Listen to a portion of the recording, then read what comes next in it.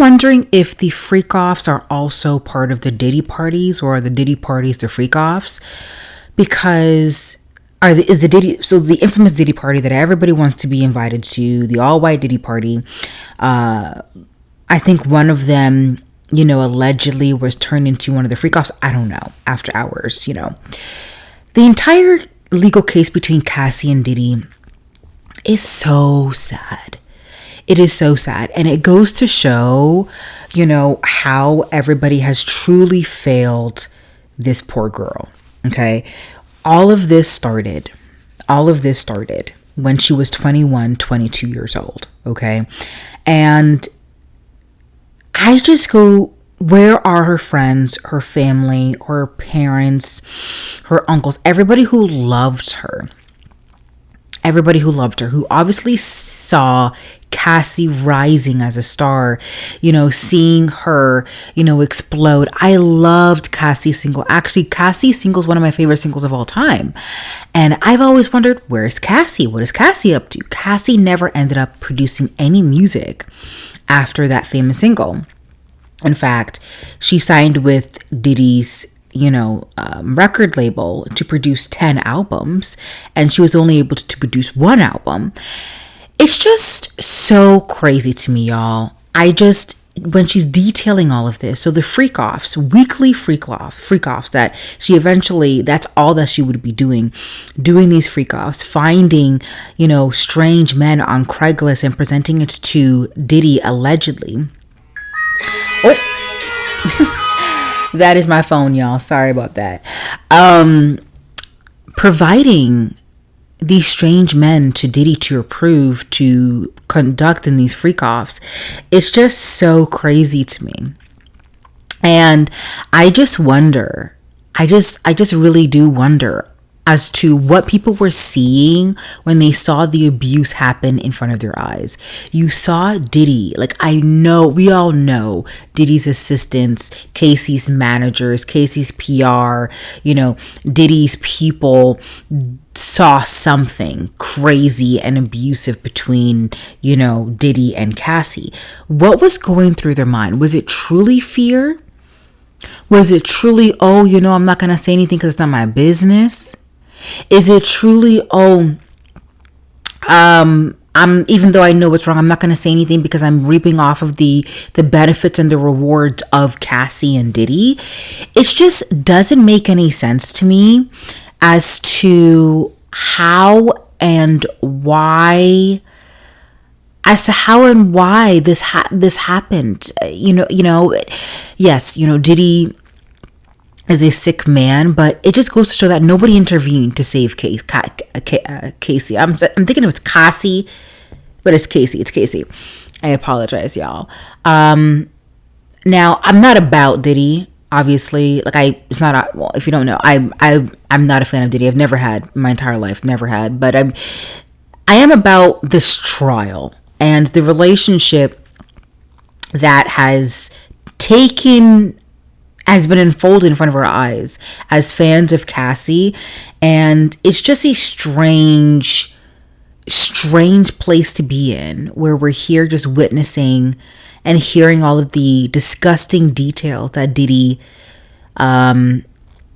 did do to Cassie.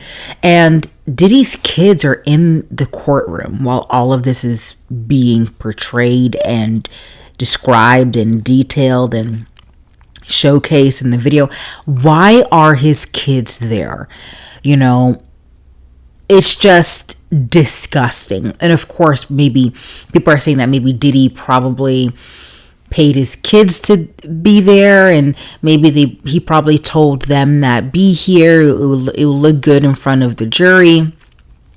Either way, this is truly going to traumatize these poor girls. All of the kids. I think Diddy has 2 girls and one boy. And I literally can't get enough of the trial. There's a lot of TikTokers, who do true crime, who do report on crime. There's a lot of content creators who report on pop culture who is giving me minute by minute playback. A lot of people on Twitter who are in the courtroom giving me minute playback. It's just so disgusting. So allegedly, Casey did love Diddy in the beginning and she wanted him to be happy, but he assaulted her allegedly by kissing her without her consent, and she went home crying that night when she was 21. And then, you know, she ended up going to his parties and they ended up falling in love. She did consent to doing the first freak off because she wanted to please him, quote unquote. But after that, she never, you know, I think she said she didn't mind doing it, and she didn't think it would be so frequent as it was. It was quite clear that Diddy was grooming Cassie to be some type of pimp, or I don't know what, allegedly. I don't know what he was trying to do with Cassie, but it's truly disgusting. And I like how Cassie is referring to Diddy as Sean.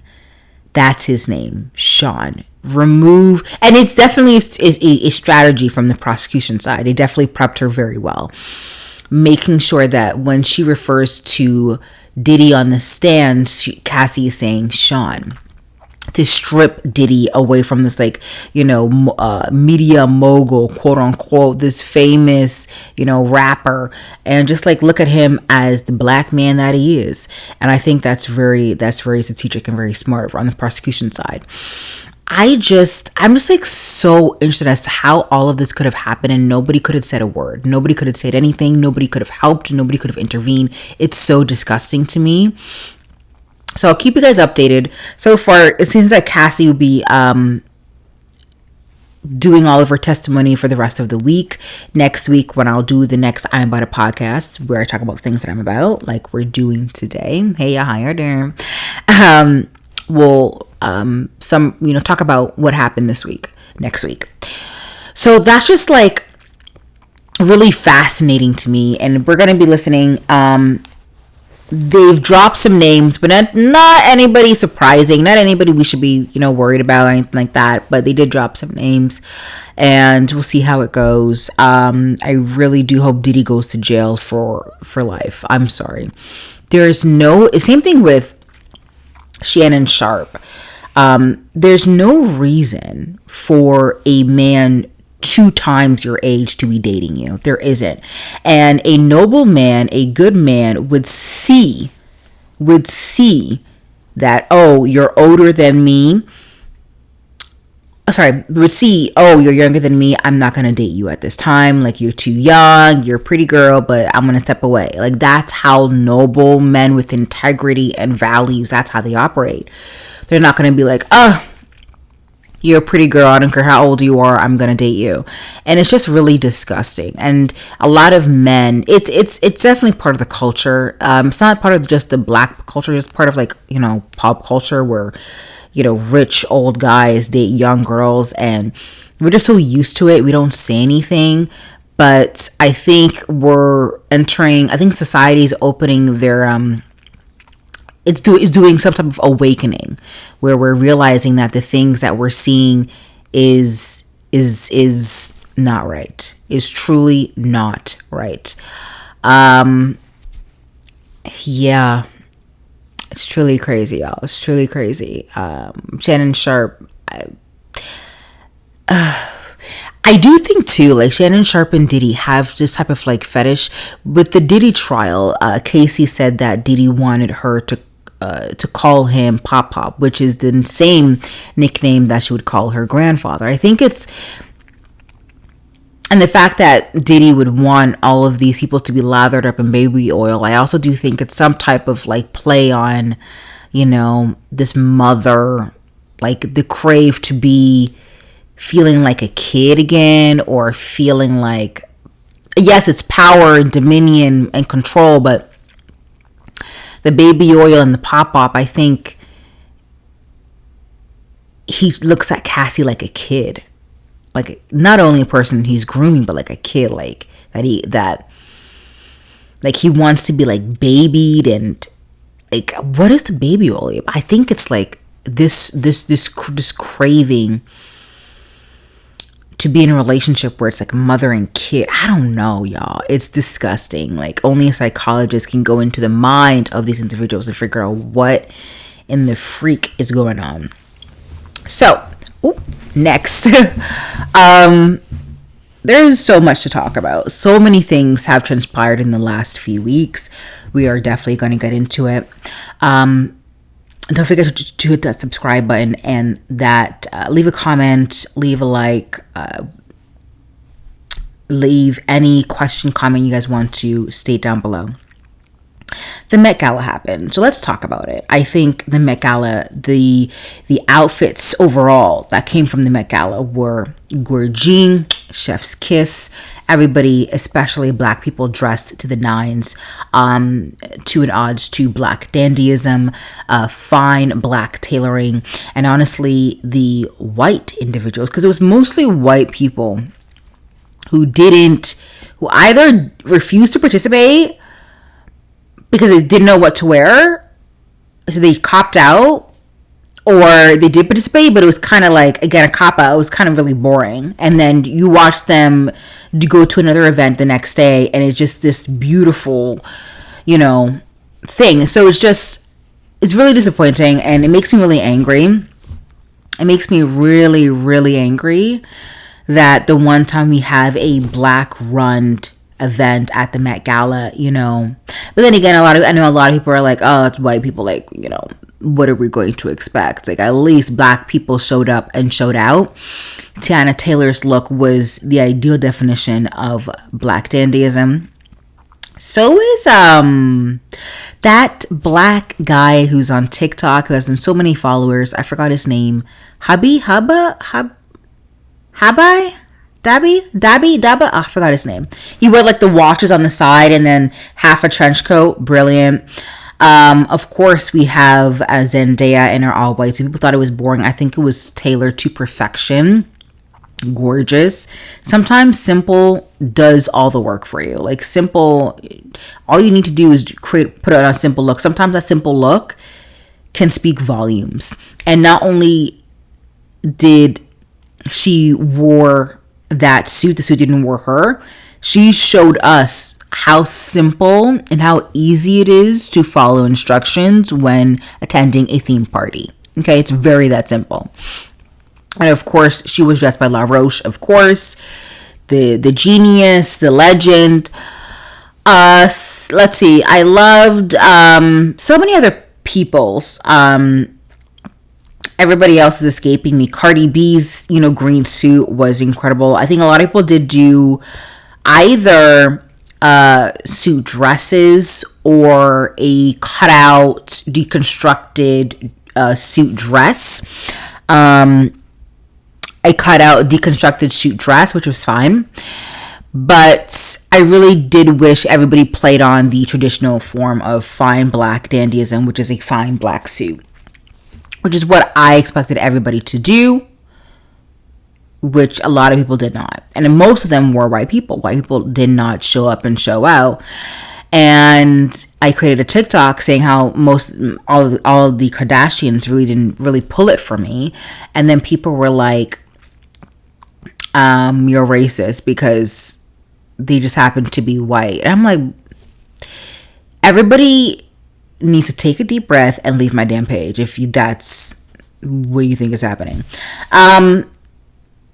So a lot of conversations happened after the fact in regards to the Met Gala that I do want to touch upon. Shah Rukh, who's a very famous Bollywood actor, was invited to the Met Gala. Apparently he wasn't, I don't think this is his first time invited to the Met Gala, but people are saying that it is.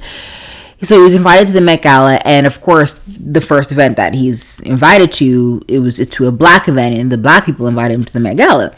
He was interviewed by Tiana Taylor, and I forgot the other girl from SNL, great girl. And not only did they respected him, they said his name correctly. Like, it was like same old conversation that they were doing to any other celebrity who approached them for conversation that day. And then there's this ruckus online saying that, because Tiana Taylor did not kiss the ground that he walked on, or gave like an excited interview, like a very animated face when they said, therefore Tiana Taylor did not know who Shah Rukh Khan is, apparently. Which is insane, because we're like, oh, celebrities keep saying we don't want people to come up to them that are fangirling over them, but at the same time, the internet's like, no, we want you to fan. Like, it doesn't, like, and I watched the interview that Tiana Taylor had with Shah Rukh Khan. It was a harmless, respectful, professional interview, so I don't really understand where people are coming from when it comes to that. But anyways, I do think people's white privilege, growth, their journey in the caste system, I think racism is definitely showing. And I don't know, and I did talk about it in this TikTok that I posted as well, which touches upon, I don't know why other racialized groups can't be happy for other racialized groups. Okay, if a black event is going on, I expect every other racialized group to hype up my black event. Same thing with an Asian event or a Hispanic event or whatever event. So for instance, like if there's a movie that was predominantly Asian, like, you know, Crazy Rich Asians, which it was a huge moment. I loved it. I loved the representation of Asian individuals, all different types of Asian individuals, and also the TV show on Netflix, To All the Boys I Loved Before. Phenomenal writing, acting, phenomenal representation of an Asian family, a modern Asian family. Loved it, screamed it on the rooftops. I didn't come out on the internet and be like, there's not enough black people in this TV show or movie. It sounds crazy. And that's what happened with Sinners, the movie, right? We had talking about, which I didn't really do a deep dive on, and I was going to do, here is all the symbolism in the Sinners movie. I was going to do that. I don't know if I'm going to do that anymore, but we'll see. Let me know. But the Sinners movie, they touched upon a lot of representation, not only on black folk, but also the Asian representation in the South and how they were brought after emancipation. And then we also have the indigenous people. Like, so there was, everybody played a distinct and strategic role in the movie. And it was beautifully portrayed and well done and heavily researched by Ryan Coogler and all of the associates and the researchers and the people that he ended up working with the movie. Is heavily researched, actually, heavily researched.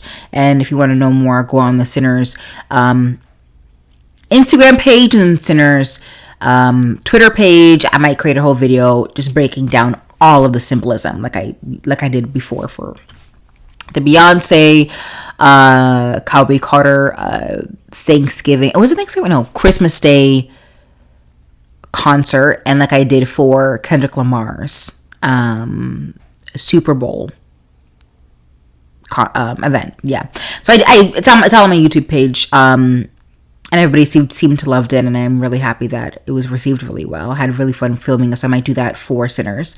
So Hispanic racialized groups were coming out on TikTok and saying that, oh, you know, where's Hispanic representation? Well, this movie is not about representation for, like, it's not for representation's sake, is what I'm trying to say. Like, if it makes sense to include Hispanic individuals, then it would make sense.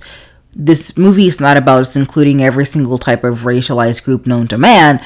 It's about it's about a story. It's about a lineage. It's about an untold story that apparently was inspired by Ryan Coogler's personal story. So, you know, racialized groups saying, even indigenous people who came out and said, I approve of this movie, it was so good. You know, I loved the indigenous part they had when they came and warned the people and be like, hey, you know, we've dealt with this vampire. You shouldn't be, he's not, you know, beware of this white man. And of course, white people don't listen to us, even though they should. And, you know, they ended up being turned into vampires. So it's what I've been seeing online. I don't know why other racialized groups cannot support and be cheerleaders for other racialized groups. Like, we're at the same time, we're all oppressed by the same oppressor. And yes, the level of oppression is different for each racialized group, but we are all oppressed. So for us to be pitting each other against one another makes no sense and is not productive. And then we have Doechi, which was an interesting conversation that's been happening online, which, people are not having anymore because people are realizing how insane it is. So Doechi had a moment where she came out of her hotel elevator and she was about to go into the car to go to the Met Gala. Now, she did not know that the hotel lobby would be swarmed with so much paparazzi. So when the elevator opened up, she told her people to cover her. They got a barricade. They got umbrellas to hide her. And while they were getting umbrellas, she goes, "Give me my effing umbrella. Give me an effing umbrella now." And to me, okay, it's heat in the moment. Not only she's trying to hide her outfit. Her team was clearly not prepared. She was extremely stressed. She's surrounded by so many cameras. Like, you just compound all of that, and it makes sense for me. If it makes sense for her to say what she said, like, it didn't seem rude. It just seemed like she was trying to demand what she needed in the moment, which a lot of people online are also saying. But the other side of that, a lot of people online are also saying that she should be canceled because of that, which I think is so super insane. I saw a TikTok comment about this, and people are saying that it's strange to me why people want to cancel Doechi because of this, while people like Gordon Ramsay, the chef, Gordon Ramsay has made a career, an entire career, over literally yelling at his staff and the people that he worked with and people that worked under him, to the point where instead of us saying let's cancel him, we're like, yes, chef.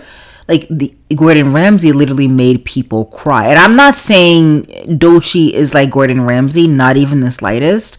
But if we're talking about behavior, okay, cool. Let's look at Gordon Ramsay. And Gordon Ramsay literally built an entire career based on that behavior for over 30 years. And literally it made people cry, question their entire life and existence, made people pee themselves in his presence just over an omelet. So the internet is weird. After the Met Gala, I had to take a break, off of TikTok. I have to for a while because it's just so insane, the conversations that I'm seeing online. But yes, Blake Lively and Justin Baldoni, they're still in the discovery phase and subpoena motion phase. It's a pretty lull moment, and I'm leaving to those who usually cover this type of stuff, on a day-to-day, to cover it. Until something big comes up, that's when I come in and cover it. I know right now that Justin Baldoni subpoenaed Taylor Swift, and Taylor Swift came out with a statement saying we had nothing to do with it, even though the actor Young Lily, and It Ends With Us, literally came on a couple of interviews and said that I'm so grateful for Taylor Swift for hand-picking me for this role. What does that even mean? Why is Taylor Swift hand-picking people? There's things like that are weird, right? So Taylor Swift was obviously, watched when Justin Baldoni was convinced to use Blake Lively's rooftop scene. So for her to be like, she had nothing to do with this movie, is false. That's incorrect. That's not true. So I just don't understand. So, but we are going to see Taylor Swift going to be subpoenaed. I wonder how the relationship between Taylor Swift and Blake Lively is. Are they still cool? Are they still on good terms? Are they still, copacetic? What is the relationship between those two? Because it's so interesting to me. If my friend was doing all of that and I didn't consent to any of that, I'm going to take a break for you. In fact, I'm going to say deuces. Bye. Leave. My friend is talking behind my back, using my name for things, using my status and doing all that. Yeah, I think we should take a break or not be friends. I think that's weird. We do see Justin Baldoni coming out and showing himself for the first time in a long time. He's executive producing on a movie with Scarlett Johansson. If you didn't know, that's coming out really soon. I think in July. Or no, in the fall. I'm not even sure. Coming out super soon. And so that's not only like it's a movie also produced by his own excuse me, y'all. It's a movie produced by his Wayfair Studios, his own production company. Like, how crazy to have a man who produces a movie that is directed by Scarlett Johansson, who is the ex of Blake Lively's Ryan Reynolds' husband, who was also part of a movie where she took over, also under Wayfair. Like, how crazy is that? Hollywood. It's like high school, let me tell you. It's a small place. And just rounding everything up with the Diddy situation, like, any of you guys who, like, crave to be part of these Diddy parties or want to be part of Hollywood, seek something else, please. Hollywood is not something to crave and want to be part of. Some people in Hollywood are sick. Like, they're not okay. They're not okay. They're not real human beings. They're really strange. So, like, I don't know why you would want to be part of something like that. I have to go outside and garden. There's a Menji. There's a crazy animal digging up one of my plants. And I got to figure out how to fence it before it gets completely ripped apart and taken out of the ground. I'm not even joking. So I got to do that before the light goes down, before what's it called, sunset. So yeah, I mean, I'm paying close attention to the whole Diddy and Cassie situation. It's so crazy. I thank God for Cassie's life. Like, I'm happy that Cassie came out and was brave enough to take down this disgusting man that is Sean Combs, Diddy.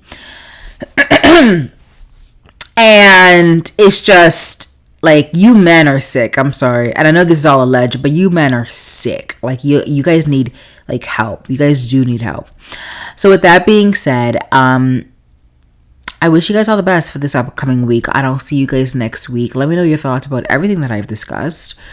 And I'll see you guys soon. It's been a crazy roller coaster of news.